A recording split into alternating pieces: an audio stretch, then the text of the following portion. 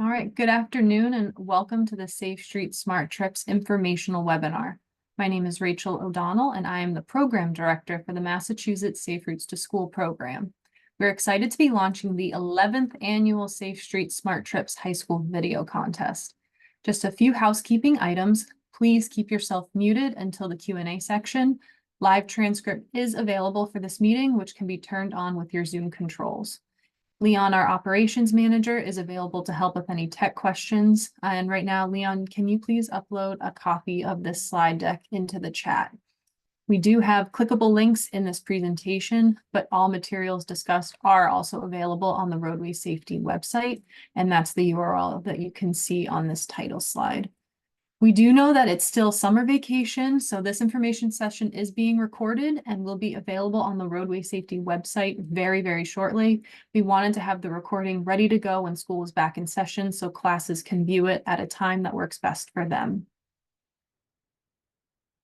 Today, we will talk a little bit about how to submit a video. We'll review some key points that are outlined in the submission guidelines, as well as the submission form, talk about the previous winners and how to access their work on the MassDOT roadway safety video page. And we will also discuss briefly what the prizes will look like this year. And then finally, we'll finish things off with Q&A. Now I'm going to ask Leon to drop the guidelines document and the video submission form link in the chat. So this year, navigating roadways is a part of our daily lives. As individuals, we are used to interacting with transportation infrastructure in a certain way, and it's very, very easy to forget that there are other people also interacting with the infrastructure, but in different ways. There are often biases geared towards certain mode users, especially vulnerable users. This can lead to impatience, road rage, and potential fatalities on our streets. But if more people had empathy when walking, rolling, biking, or driving, it could dramatically reduce the number of crashes and make the roadways safer for all. So this year's theme is centered around a topic that was showcased at this year's MassDOT Innovation Conference. An interactive display titled Empathy at the Intersection was a focal point at the conference, and attendees were invited to participate in mock simulations to better understand perspectives of different road users. This included truck drivers who have large blind spots, drivers in urban settings who have to navigate busy streets, and the elderly population whose movement and reaction time might be slower than anticipated. We will discuss the other components of these on the next slide, but we're asking our high school students to create a 30 to 60-second public service announcement that focuses on having empathy at the intersection to educate the public on how they can make the roadway safer for all users. All PSAs or public service announcements should focus on at least one of the following perspectives, with preference given to the perspective of the person driving. The first perspective is from a person driving. As a person driving, try to understand how other people are using the roadways, including people on bikes, people walking or rolling, and people with disabilities. They may have a wheelchair or assistive mobility device and need to use related infrastructure such as curb ramps.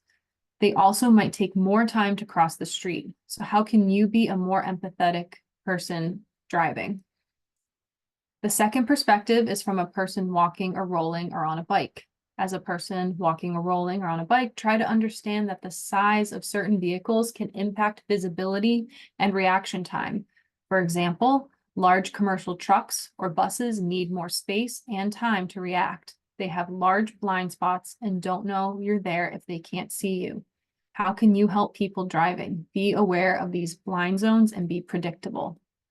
Also, keep in mind to use human-centered language, so people on bikes instead of cyclists, people walking or rolling instead of pedestrian or driver, or people driving instead of car or vehicle. Other things to keep in mind are what intersections or streets that you use feel particularly safe for walking, biking, or rolling. What do you think contributes to that feeling? On the other hand, which intersections or streets are stressful to walk, bike, or roll? So now we'll get into some of the submission guidelines. In order to participate in this contest, you have to be a high school student in a Massachusetts public, which also includes charter high schools. So that's grades 9 through 12, that you're enrolled in this upcoming academic year. Students may submit individual entries or work in groups with up to 5 students. So, but we do recommend to keep groups to the same grade, or at least categorize it freshman, sophomore, and junior, senior, because that is how we separate the prizes and judge accordingly. So please note that the prizes will be awarded per video, not per student. So if you're working in a group, you will be splitting the prizes. And some more submission rules. A school official must be aware of students submitting videos. In the submission form, we'll talk about it more, but we may follow up to confirm that the school knows about students submitting videos for this contest. In the case that you are a homeschooled student, a parent or guardian must be aware that their student is submitting a video. And video submissions must be received no later than 11 p.m. Eastern on Tuesday, October 1st, 2024. In order to be eligible for the contest. More contest guidelines. So when you're creating your videos, please keep these in mind, because this is when we tend to see videos that are not eligible to be judged. So if you are using safety devices, so make sure, if you're riding a bike, wear a helmet. If you're driving a car, wear a seatbelt. These must be used and worn. If you're on a bicycle or in a car, unless it's a specific example of what not to do. You must not mention the MassDOT name or use the MassDOT logo in your video. The MassDOT and Safe Street Smart Trips logos will both be placed within all winning videos by the video submission staff, so please don't include this beforehand. You must not use any copyrighted music, videos, or images. And please limit sounds and images related to crashes and injuries. So showing or implying death in a violent way with crashing noises or blood might be splashy, but they will not be accepted and may render your video ineligible for consideration. And MassDOT also likes to use the word crash instead of accident. So make sure that you are mindful if you want to use that term. A couple recommendations. Purple Planet is a great website for royalty-free music if you are looking for royalty or copyright-free music. And again, videos with commercial music, misspelled words, foul language, or inappropriate actions will be disqualified. And just keep in mind to pay close attention to the requirements. In the past, very good submissions were disqualified because of spelling mistakes and the use of commercial music. We will not call, text, or email you if we see spelling mistakes, so you're welcome to resubmit your video if you find mistakes after submitting, as long as it's within the deadline. And just to kind of add on to this is a collage of some of the errors or things that have been preventing videos from being considered. So that includes veering off topic or not addressing the theme of the contest, providing incorrect information, focusing on too much of a dramatic or gory crash or death scene. So, there are other more creative ways to portray that. Inappropriate clothing or including phrases that aren't meant for a statewide PSA. For example, the Free Britney. Think about how you would want your video to look or sound if your PSA was advertised around Massachusetts. Again, not checking your work for spelling or grammar mistakes. It's really, a bummer on our end when the video itself is great and we can't use it due to a glaring spelling mistake. Also using that copyright materials like SpongeBob, and using the word accident instead of crash. So in the moment, these might seem funny with your friends, but we do need you to think beyond that and see how it would translate through statewide messaging. So now we can get into how to submit your video. On the roadway safety submission page, there is a link to a submission form. In previous years, you had to download a PDF and then upload that along with a video file. This year, we have tried to streamline that process, and all you have to do is fill out the online form and then upload your video at the end. Pay special attention to the acceptable formats and how to title your videos. If you're working in a group, whoever is submitting the video on the group's behalf should at the very least include their name in the video file so it matches with the information provided in the submission form. Since this is different than how we've done it in the past, I do want to show some screenshots on the upcoming slides. And the forum will stop accepting submissions at 11 p.m. on Tuesday, October 1st, with no exceptions. We understand that this is a relatively quick turnaround, but we must select the winning videos ahead of the annual MassDOT Moving Together Conference, which is going to be held on October 23rd this year. We do highly suggest that you email Leon. His email is on the screen to confirm that we received your video file. Please designate one person from your team to submit your video in submission form. We only need one submission for each video, and as I mentioned before, our submission process is slightly different this year. We are using an online form to gather all contact information of the schools and students participating, and then within that submission form, you will have the ability to upload your video file to Dropbox. On the How to Submit page of the Roadway Safety website, you can access the submission form in 2 locations. If you have any questions, our contact information is at the bottom of this web page and also in the upper right-hand corner of the page. The first section asks for your contact information. We're asking for this information so we can contact you in the event you forget to upload your video file or there is an error. It's super important that you give us your email address so that if you or if you're working in a team win, we can send you your electronic gift card. The second section asks about the school information. You can search for your school in the drop-down menu, but if you do not see it in the list, you can select Other and have the opportunity to type in your school name. Please provide your school principal's contact information as well as the school's authorized representative contact information. Usually this is the digital media teacher or another supportive staff member who is overseeing the contest. We made this field required, so at a minimum, please put this person's information. That is who we will be following up with to confirm that they were aware students were submitting a video for the contest. If this is not the case at your school, please put the principal as the authorized representative. The next section is where you can upload your video file. Again, please make sure you're saving it in the correct format. Having the name of the student in the video file name is important for us to be able to match the video to the correct student or team. The last section of the submission form is asking for contact information for any additional students on your team. For example, if there's 2 students on a team, please type in the number 2 and hit enter or tab. You will then be prompted to fill out the contact information for the other student. If you maxed out at 5 students per team, you will then have to provide the information for the other 4 students. It's important to know the grades, so we sort your video into the correct category. And if your team is a winner that receives a gift card, we can send it electronically via email. If it's just you on a team, no need to fill out this section. Once you've added all other participating students, you can check the acknowledgement box and click submit. You should receive a confirmation email. Leon and I will also be CC'd in that email. But again, we do highly suggest that you reach out to Leon to make sure we received your video file in Dropbox. Speaking of gift cards, let's talk about the prizes for winning videos. You will only be notified if your video was selected to be in the top 3 of each category. You won't know if you are the grand prize, runner-up, or honorable mention until the Moving Together conference. The contest prizes for each category are on the screen. Grand prize is $600 in Amazon gift cards and sponsor gifts. The runner-up gets a $300 Amazon gift card and sponsor gifts, and honorable mention gets sponsor gifts. The gift cards will be split based on how many students are in each group.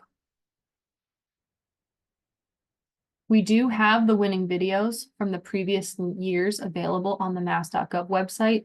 It's up to you to decide if you want to view them in advance of creating your videos, but we do know from speaking to some of your teachers that it's better for you to get your own inspiration and not copy what others have done. We know you can all be so creative and innovative, and we have always been impressed by the videos we get each year. Since we celebrated a decade of this contest last year, we created a compilation video showcasing winners from those years and shared it at the 2023 Moving Together conference. That video is also available to view on the contest results page. I just wanted to remind everyone that high schools are also eligible to be Safe Routes to School partners. So we do want to pass along all of our upcoming events, but I do want to stress that your school does not need to be a Safe Routes to School partner. in order to participate in the Safe Streets Smart Trips High School Video Contest. Please reach out if you would like to connect with your Safe Routes to School outreach coordinator. And now I'd like to open things up for Q&A for anyone on the call. Maggie or Leon, do you see any questions?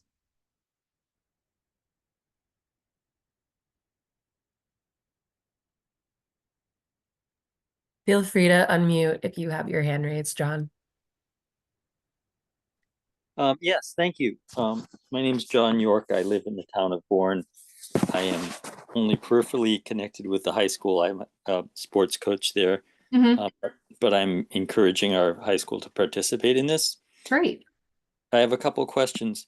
First one, so some high schools have different definitions of what grades are part of the high school or different groups of grades in that building. What is the specific grade, age, or building guideline for this project? So for this one, it's grades 9 through 12, so freshman through senior.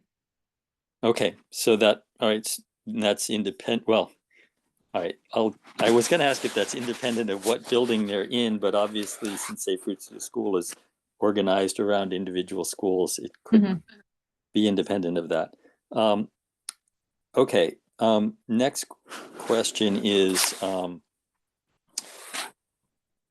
so actually, maybe I'll just leave it there, and if other people, I do have another question, but it was sort of a follow-on to that. So why don't you take some other questions, and I'll raise my hand again if I want to have a follow-on. Yeah. Thank you.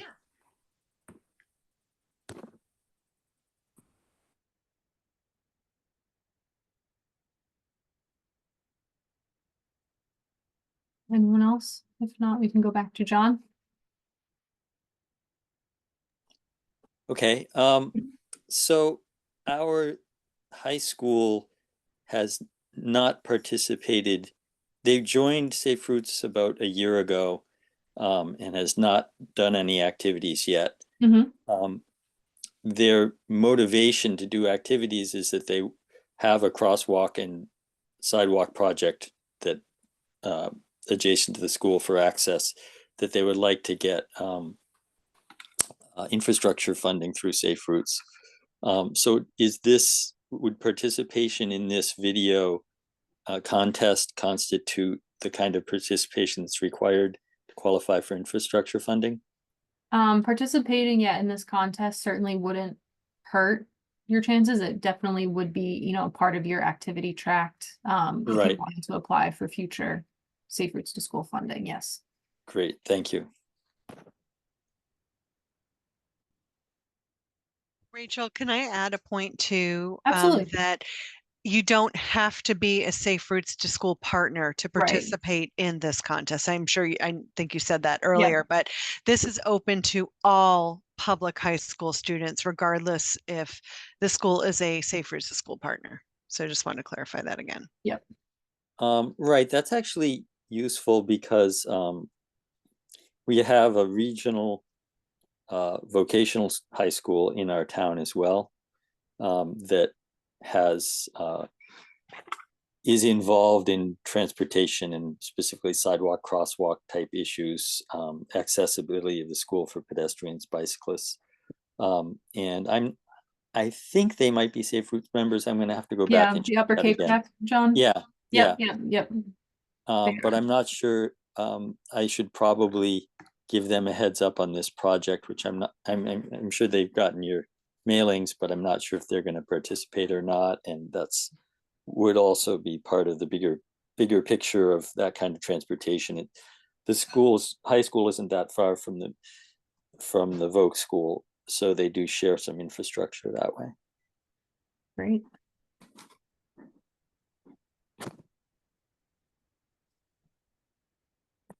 Any other last minute questions?